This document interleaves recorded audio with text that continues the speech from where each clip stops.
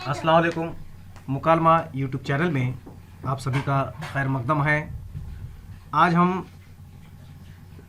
दिए गए खाके की मदद से कहानी मुकम्मल करना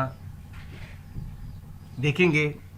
खाका जो आपके स्क्रीन पर नज़र आ रहा है, कौवे का चोंच से अखरोट तोड़ना, अखरोट का न टूटना, गिलहरी का देखना, खुद अखरोट खाने की बात सोचना, गिलहरी का तरकीब बनाना, अखरोट को चोंच में दबाकर ऊपर जाना और वहाँ से छोड़ देना, पत्थर की चट्टान पर गिरने से अखरोट का बिखर जाना, मगज़ जो गूदा होता है लेकर गिलहरी का चल देना, कौवे की वापसी, खाली छिलके देखना और नतीजा।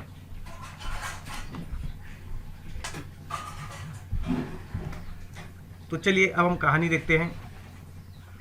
एक कौवे को कहीं से अखरोट पड़ा मिल गया। अखरोट का छिलका तो बहुत सख्त होता है। तोड़ने की हरचंद कोशिश की मगर न टूट सका। कौवा हैरान था कि अखरोट को किस तरह तोड़े।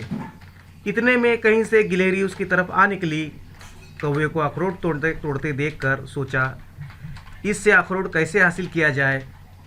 फिर उसने कौवे से कहा, आखिर इतनी जहमत क्यों उठा रहे हो। कौवा बोला, मैंने सुना है कि अखरोट बड़े मज़े की चीज़ है। अगर ऐसा ना होता तो इस पर इतना सख्त छिलका क्यों होता। मैं ज़रूर इसको तोड़ूंगा। देखो तो इसके अंदर कौन कौन सी नेमत है। गिलहरी ने कहा, इतनी सी बात के लिए परेशान होने की ज़रूरत नहीं। मैं एक आसान तरकीब बता देती हूँ। वो देखो सामने चट्टान है। अखरोट को चोंच में लेकर बड़ी दूर हवा में उड़ जाओ। फिर वहाँ से अखरोट को चट्टान पर छोड़ दो। गिरने से अखरोट टुकड़े टुकड़े हो जाएगा। कौवे ने गिलहरी की इस तरकीब पर अमल किया। चट्टान पर गिरने से अखरोट टूटकर टुकड़े टुकड़े हो गया।